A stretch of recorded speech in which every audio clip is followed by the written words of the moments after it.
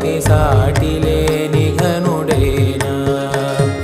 నీరజాక్షి అలిగే వేళ నుడి విల్లు ముడి వంచగలడా సడే చాలు శత సైన్యాలు నడిపే